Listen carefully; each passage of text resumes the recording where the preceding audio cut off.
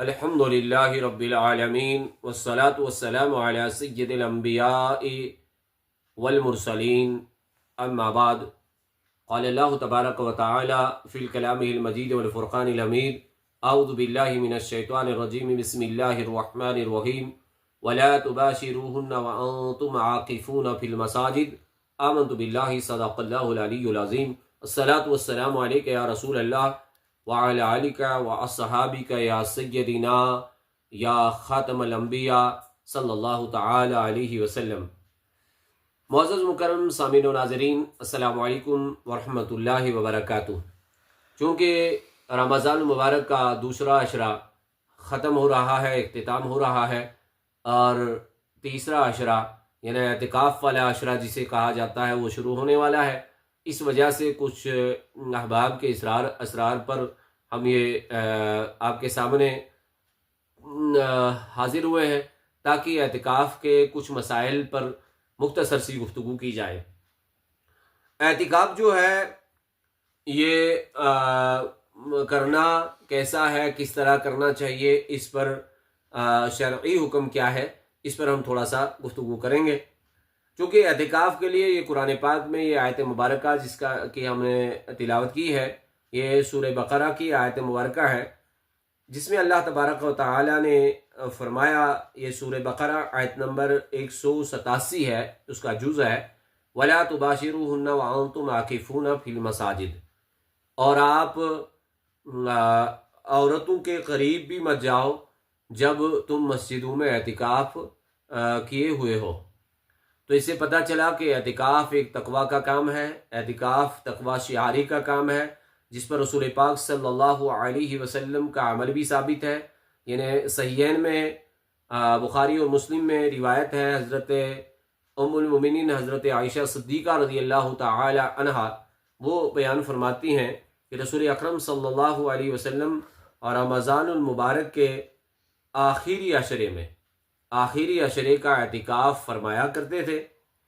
اور ابو داؤد میں بھی حدیث ہے، انہی سے مروی ہے کہ جو اعتکاف کرنے والا ہے اس پر سنت ہے، یعنی حدیث سے یہ ثابت ہے کہ نہ مریض کی عیادت کو جائے، اور نہ جنازے میں حاضر ہو، اور نہ عورت کو ہاتھ لگائے، اور نہ اس کے قریب جائے، اور نہ کسی حاجت کے لیے جائے، مگر اس حاجت کے لیے جا سکتا ہے جو ضروری ہے، اور اعتکاف بغیر روزہ کے نہیں، اور اعتکاف جماعت والی مسجد میں کرے۔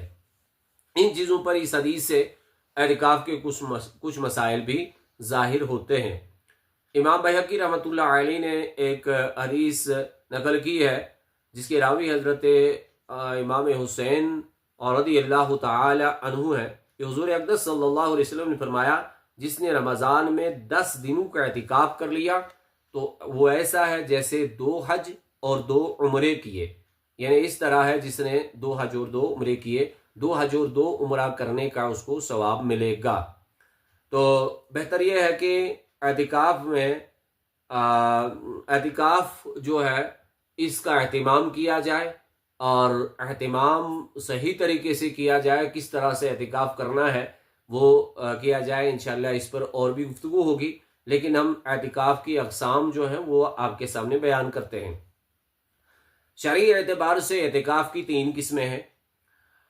نمبر 1 واجب، یعنی اعتکاف کی اگر کسی نے منت مانی ہو، یعنی زبان سے کہا ہو کہ میں اتنے دنوں کے اعتکاف کا ارادہ کرتا ہوں، تو وہ اس پر واجب ہو جائے گا، بغیر منت کے وہ اعتکاف واجب نہیں۔ نمبر 2 سنت موقدہ، رمضان المبارک کے پورے عشرہ آخرہ یعنی آخر کے 10 دنوں میں اعتکاف کرنا، 20ویں رمضان سورج ڈوبتے وقت بنیت اعتکاف مسجد میں جانا، اور 30ویں غروب کے بعد یعنی چاند دیکھنے کے بعد، غروب آفتاب کے بعد، چاند دیکھنے کے بعد نکلے، تو یہ اعتکاف جو ہے یہ سنت موقدہ ہے۔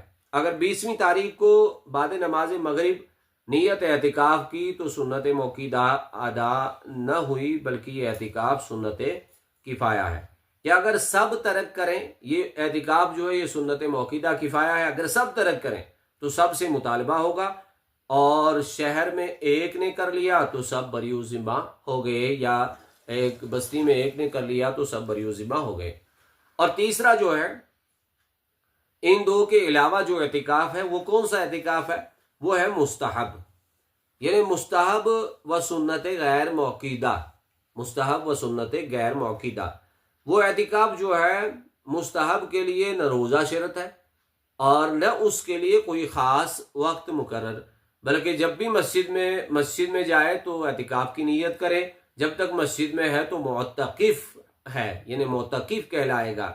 جب چلا آیا تو اعتکاف ختم ہو گیا۔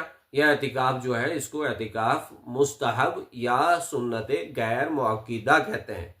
جس طرح آپ نے سنا ہوگا کہ جب بھی آپ مسجد میں جاتے ہیں، علماء کرام یوں ہی آپ کو تلقین کرتے ہیں، جب بھی آپ مسجد میں جائیں تو اعتکاف کی نیت کریں تاکہ آپ کو اعتکاف کا ثواب بھی مل جائے۔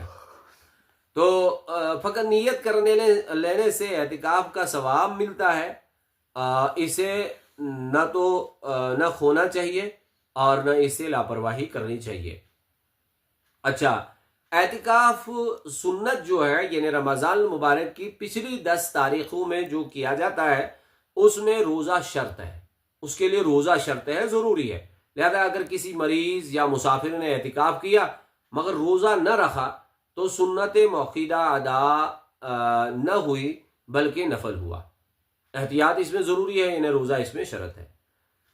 تو یہ چیزیں ہم نے اعتکاف کے تعلق سے کچھ مسائل بیان کیے، اور اعتکاف میں کیا کیا کام کیا جائے، یعنی اعتکاف والا جب اعتکاف میں بیٹھتا ہے تو کیا کرے وہ۔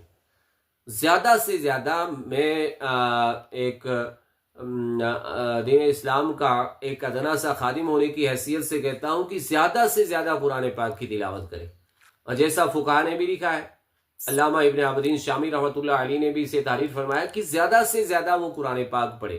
اس لیے حدیث مبارک میں ہے کہ رسول پاک صلی اللہ علیہ وسلم اور رمضان المبارک میں قرآن پاک کا دور فرمایا کرتے تھے۔ زیادہ سے زیادہ قرآن پاک پڑھے اور نوافل بھی پڑھے، ذکر و اذکار بھی کرے، اور نیند وغیرہ بھی معتکف کر سکتا ہے، لیکن اکثر اوقات اور اکثر لمحات عبادت میں گزارے۔ یہ اعتکاف جو ہے یہ سنت ہے، اور اس کو سنت موقدہ کفایہ کہتے ہیں۔ اعتکاف پر بٹھانا کوئی انسان اور اسے اجرت دے کر کے اعتکاف میں بٹھانا، یہ شرعاً جائز نہیں ہے۔ یعنی کسی کو اگر اجرت دی جائے، اس کو پیسہ دیا جائے، اس کو یہ کہا جائے کہ ہم آپ کو 2000 روپیہ دیتے ہیں، 4000 یا 10,000 دیتے ہیں اور آپ معتکف ہو جائیں، اعتکاف کر رہے ہیں، یہ جائز نہیں۔ البتہ یہ چیز ہے، اگر کوئی انسان اعتکاف کرتا ہے اور پھر علاقے والے لوگ جو ہیں، بستی والے لوگ عید کے دن اس کو کچھ تحفہ تحائف دیتے ہیں، اس کو کچھ ہدیہ پیش کرتے ہیں، یہ شرعاً جائز ہے۔